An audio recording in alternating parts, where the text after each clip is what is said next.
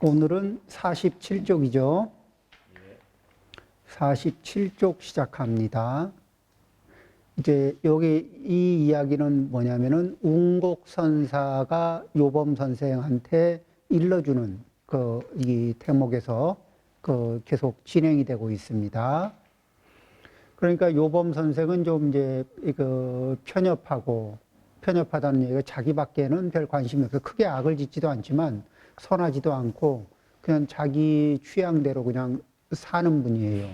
그래서 크게 복도 없지만은 특별히 더 복을 지을 줄도 모르고 그냥 자기 복이 좀 빈약한 상태에서 그냥 살아가는 분이었는데 운곡선사를 만나면서 이제 이 반성문을 많이 쓰게 되고 그 사이에서 나누는 대화, 그 중에 이제 운곡선사가 이 요범 선생이 자기 반성을 잘 하고 나니까 그 뒤에 그 마음자리를 타고 일러주시는 말씀이죠. 당신은 덕과 관대한 마음을 갖고 다른 사람들을 선의와 자비심으로 대해야 합니다. 그런데 이제 덕을 닦는다는 얘기는 세상에서 이제 이 덕이라 그러면 다른 인의 예지신 이런 것도 이제 덕이 됩니다. 불교에서는 이제 오계를 닦는 것도, 오계를 잘 닦고 지키는 것도 덕이 됩니다. 자, 그러면은 이런 것들이 이게 사람이 덕이 없어 이런 얘기를 하잖아요. 덕이라는 말하고 이제 누군가가 덕이 있잖아요. 이게 이제 작동하려나? 이 덕이라는 게 있으면은 요 글자하고 덕이 있는 사람을 만나면 덕이 있어요.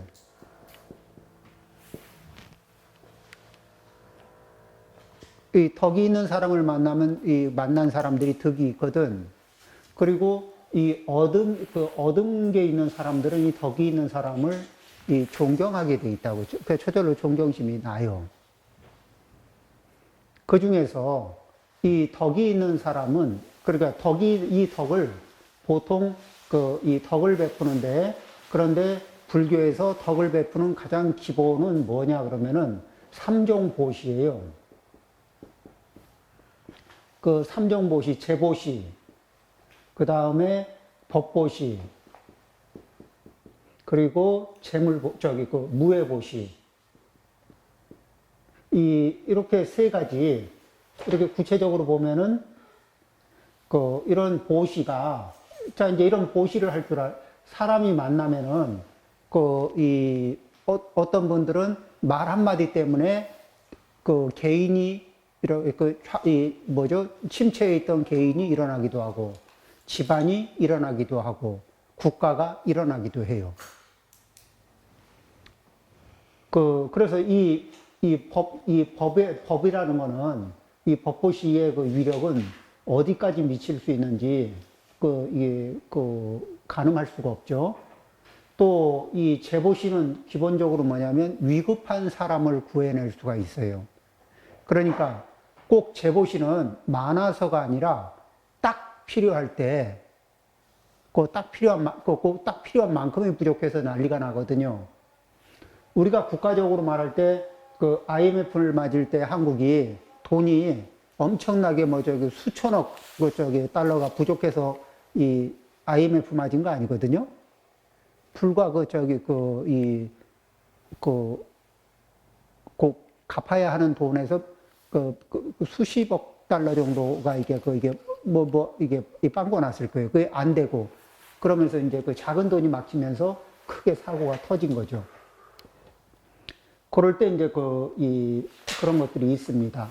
위급할 때 이게 이게 도와주는 거, 그런 것들이 제보시에서는 굉장히 큰 이 작용이 됩니다. 그런데 위급한 것을 도와준다라는 건 누군가가 위급한 것을 공감할 때 가능해요. 그 사람이 위급한 거를 공감을 해야 그 타이밍에 맞춰서 위급한 거를 이렇게 구해주거든요. 그러니까 그게 공감이 안 되는 얘기를 하는데, 그 얘기가 장자에 있습니다. 장자의 한 구절에 보면 이런 게 있어요. 장자가 길을 가는데 누가 부르는 소리가 있어서 보니까 이렇게 그 수레가 이렇게 진흙길을 툭 이렇게 또 이게 지나가고 나니까 수레가 이렇게 그 자국이 깊게 패이잖아요. 예. 그러면은 이제 거기에 물이 고인 거예요. 거기 그 물이 좀 얼마 없는데 물고기 한 마리가 거기서 파닥파닥 하면서 물고기가 부르는 거예요. 장자를. 그래서 나를 저쪽에 있는 그 물가에다 좀 놔달라고. 그럼 참 고맙겠다고. 그러니까 장자가 내가 좀 지금 바쁘니까 그 일 보고 돌아오는 길에 갖다 주겠다 하니까 그러면 그때는 나를 여기서 찾지 말고 어물전에서 찾으시오.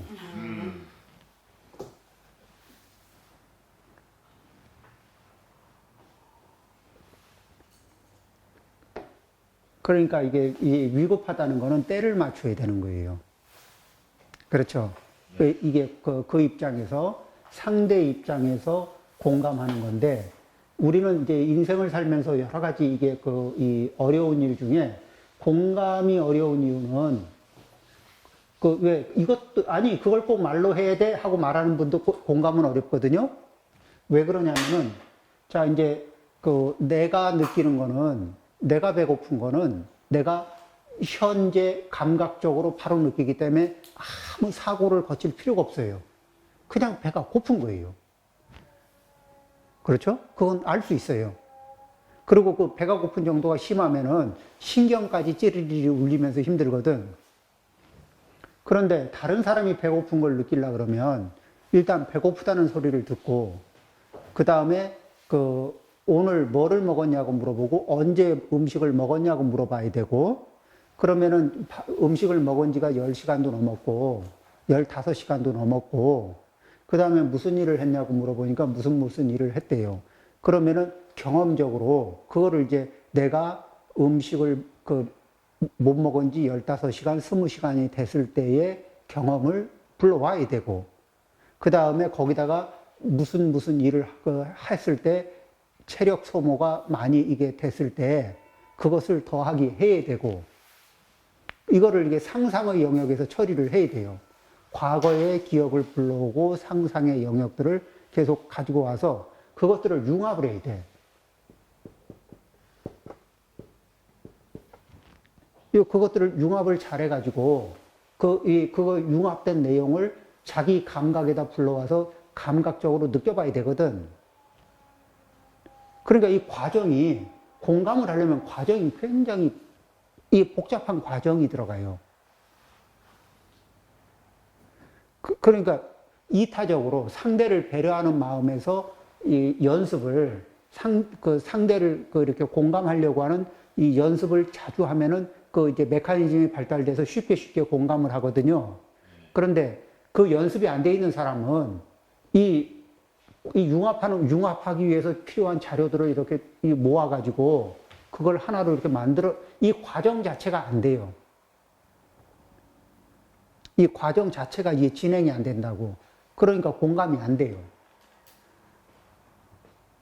그러면 이제 그럴 수 있죠. 배고파? 그래. 뭐 빵이 없어? 그럼 고기를 먹지. 라면을 먹지. 뭐 이렇게 되는 거예요.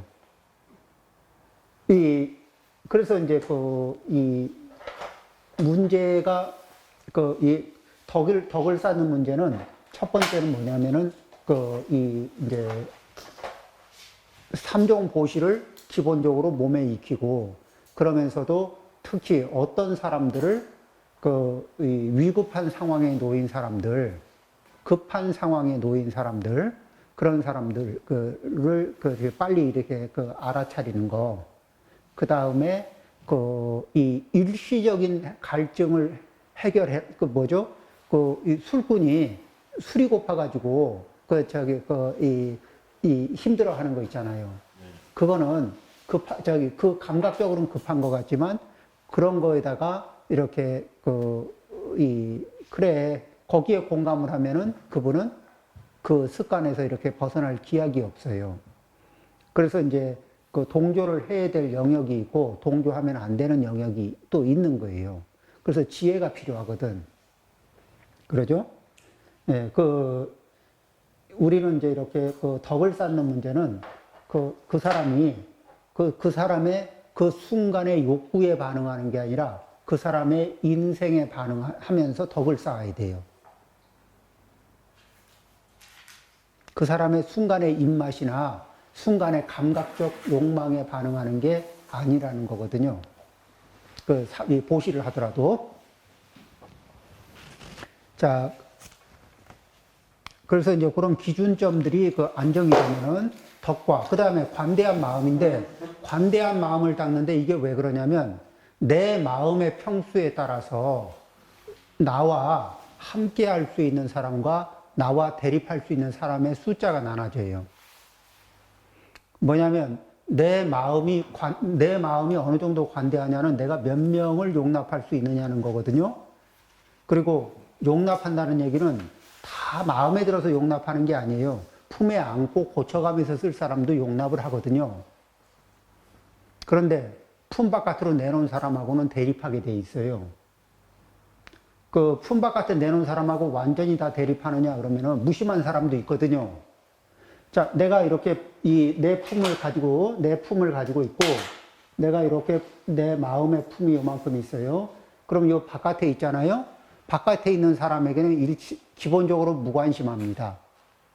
그 다음에 바깥에 있는 사람에게 내 딴에는 뭐냐면 내가 선하다고 생각하는 게 뭐냐면 바깥에 있는 사람한테 선한 게 무관심한 거예요. 그리고 그러니까 무관심하다는 얘기는 내가 덕을 베풀 수 있는 대상이 아니라는 얘기입니다. 덕을 베풀 수 있는 대상에서 제외되어 있어요. 그 다음에 뭐예요? 쉽게 괄호 바깥에 있는 사람들하고는 쉽게 대립할 수 있어요. 똑같은 이유로 괄호 안에 있는 사람은 보듬을 수 있고 똑같은 이유로 괄호 바깥에 있는 사람과는 대립하게 됩니다. 우리가 이제 이 괄호라고 얘기하니까 말이 좀 추상적인가요? 우리는 마음의 내외를 하죠. 그래서 왜 내 편 이렇게 됐을 때, 내 편 했을 때 이 안고 가는 마음이 있고, 내 편 바깥에다가 이 역사적으로 인류가 뭐냐면, 그러니까 인종차별의 문제도 나하고 동류들에 대해서는 이렇게 이 우호적이고, 나머지 동류가 아니라고 이렇게 괄호 바깥으로 내놓은 이들에게 대해서는 무관심하거나 공격적으로 바뀌어요. 이게 인종차별에도 그런 것들이 발생되잖아요. 그러니까, 우리가 우리나라의 축구 선수 중에 손흥민이 잘하나요? 보통은 이제 스포츠 팬 같으면은 선수가 잘하면은 이렇게 팬들은 다들 좋아하게 돼 있다고요. 근데 자기가 지원하는 선수와 이게 대적해서 자기가 응원하는 선수보다 선수를 이게 능가하면서 패배를 안기게 되면 이 사람이 미운 거예요. 근데 이 사람이 괄호 바깥에 있는 사람이면은 자기의 괄호 바깥에 있으면은 욕도 하고 싶고 또 심하면은 테러도 하고 싶어지고 이렇게 이 포용력이 평상시에 그러니까 포용력도 수행의 영역입니다. 그래서 이 포용력을 기르지 못하잖아요. 우리가 인상이라고 하는 게 뭐냐면 금강경에서 인상이라고 하는 게 이제 내가 사람이죠. 그러면은 사람의 영역 안에서 사람 아닌 것들에게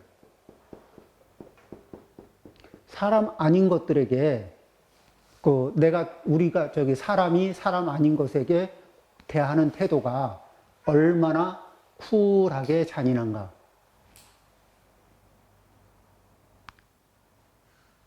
사람 아닌 동물들도 있죠. 개돼지도 있고 뭐도 있고 여러 가지 있죠. 얼마든지 쿨하게 잔인할 수 있죠. 그 다음에 사람이지만 사람 아닌 거로 바라본 게 유럽 사람들이 백인들이 바라봤을 때 누구였죠? 아프리카 사람들, 아메리카 인디안 사람 아니게 바라봤죠. 그리고 어떻게 다뤘습니까? 잔인하게 이게 도축하듯이 다뤘어요. 그렇죠. 그 다음에 뭐죠? 이 전쟁이 벌어지면 우리 편만 사람이죠. 상대편은 사람이 아니거든. 이렇게 보이고, 이런 식으로 이렇게 이 선이 이렇게, 이 포용력이라는 게 그냥 우리가 일상적으로 얘기하면 되게 단순할 것 같지만은 정치적으로도 이 포용력의 문제가 이게 견해가 다르거나 입장이 다른 사람에 대해서 얼마나 잔인한 의견을 갖는지 모릅니다. 그래서 우리는 이 포용력, 내 포용력의 범위 바깥에 있는 쪽에다가 그들이 나에게 위협이 되는 게 아니라 내가 그들에게 얼마나 크게 위협적인 행동을 할 수 있는지 서로가 서로에게 포용력이 작은 사람이 한 공간 안에 있다는 거요. 그리고 서로가 서로를 자기 포용력 밖에다가 놔둔 사람들을 한 공간에 놔두면은 거기서 무슨 일이 벌어질지 알 수가 없어요.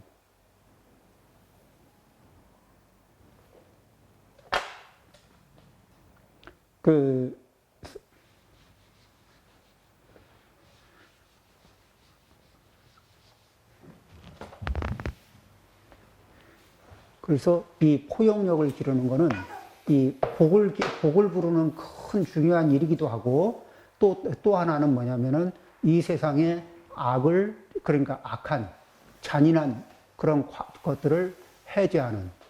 부처님은 이 사람을 위하여 이렇게 말씀 안 하시고 일체 중생을 위하여 생명이 있는 모든 존재들을 위하여 이렇게 말씀하시거든요.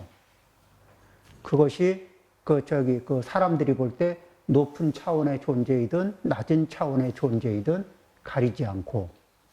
그래서 금강경에서 위하는 존재는 약난생, 약태생, 약습생, 약화생, 태란스파, 태생으로 태어나든 습생으로 태어나든 화생으로 태어나든 이 난생, 알로 태어나든 그런 어떤 종류든지 약유색, 약무색, 그러니까 물질적인 몸을 가지고 있든 물질적인 몸을 안 가지고 있는 존재이든, 그 다음에 약유상, 약무상, 이 정신작용이 있든 없든, 그 다음에 요렇게 해서 이런 식으로 해서 모든 존재들을 평등하게 위하는 마음을 일으키거든요. 부처님이 부처님이 일으킨 마음이 아마 이 우주에서 가장 광대하고 이 포용력이 가장 클 겁니다. 이 세간의 성인들이라고 하는 분들도 굉장한 포용력을 일으키지만은 대체적으로 인간의 범주 안에서 일으키는 이게 포용력이 많아요. 그렇죠? 그러면은 뭐죠? 인간에 대해서는 굉장히 폭넓게 이렇게 포용력을 발휘하고 그 외에 대해서는 비교적 좀 이렇게 차별을 두는 분들도 많아요. 자, 어쨌든 그 다음에 그렇게 해서 관대한 마음, 이 그러니까 이 보시는 베푸는 건데, 이 세상엔 되게 재미있는 게 베푸는 힘을 가진 사람들은 평생을 베풀면서 살다가 가요. 그런데 인색하게 구는 사람은 평생을 인색하게 구는데, 그렇다고 해서 평생을 베푼 사람이 더 가난하게 살다 가고 평생을 자기 걸 아끼면서 인색하게 군 사람이 더 부유하게 살다 간다는 보장이 전혀 없어요. 자, 그 다음에 선의와 자비심으로 대해야 합니다. 다른 사람들을 선의와 자비심으로 대해야 합니다. 우리는 다른 사람이 나에게 선의와 자비심으로 대해주기를 바랍니다. 그러죠? 그래야 내가 사람 대접을 받고 존중을 받는 느낌이 들고 그렇거든요. 그런데 나는 다른 사람을 선의와 자비심으로 대하는 건 나는 손해가 난다고 생각을 해요. 그러니까 내가 선의와 자비심으로 다른 사람을 대하는 건 손해가 난다고 생각을 하고, 다른 사람은 나에게 선의와 자비심으로 항상 대해야 한다는 그런 생각을 이렇게 가지고 있어요. 이런 시스템을 가지고 있는 사람을 뭐냐면 이기적인 시스템을 가지고 있다고 얘기해요. 그런데 그렇게 이기적인 시스템을 가지고 그걸 당연하다고 생각하고 살지만은 그게 성취가 되느냐? 이게 인생에서 그게 이루어지느냐? 그 나는 이기적이어도 되고 당신은 항상 이타적이어야 된다. 그런 인간관계를 어디서나 맺을 수 있느냐? 안 돼요. 그런데 그런 식으로 있게 되면은 어떤 일을 겪냐면 정작 내가 좋은 관계를 유지하고 싶은 사람이 나에게 나의 이기심을 바라보고 나의 이기심의 흉폭함을 바라보고 나를 멀리 하고 싶어 할지도 모르거든요. 내가 정말 가까이 하고 싶은 사람들이. 이기심은요, 내가 쓸 때는 몰라요. 내가 쓸 때는 나를 보호하는 에너지처럼 느껴지기 때문에 그 이기심이 어떤 건지 모르는데, 다른 사람이 자기의 이기심으로 나를 이용해 먹으려고만 하고, 이게 습관적으로 그렇게 나오는 사람하고, 있으면서 그 이기심을 경험해 보면 그 이기심의 독성이 얼마나 대단한가 이런 거를 느낄 수가 있습니다. 그러니까, 내 입장에서는 이기심을 쓰는 게 당연하고, 다른 사람이 나를 향해서 이타심을 쓰는 게 너무 당연하게 그렇게 느껴지는 그 순간에 관계의 폭은, 이 포용력의 힘은 약해지고, 덕도 감소하고, 그리고 그렇게 되면 그 마음 속에는 선의와 자비심이, 이기적인 사람이 누구에게 선의와 누구에게 자비심을 쓰겠습니까? 그런데 이런 선의와 자비심이 없으면은 이 복을 지을 수가 없어요. 지금 현재 내가 누리는 제복이나 현재 누리는 총명지혜나 현재 누리는 건강 장수는 그래도 과거생에 지어놓은 이렇게 이 삼종 보시의 힘인데, 그래서 재보시, 법보시, 무예보시의 힘인데, 금생에는 그것을 전혀 하기 싫다 그러면은 뭐와 같으냐면은 벌지는 않고 쓰기만 하는 거예요. 거기다가 이기심으로 남에게 강요를 하기 시작하면은 그 복을 막 빠른 속도로 또 깎아먹는 거거든.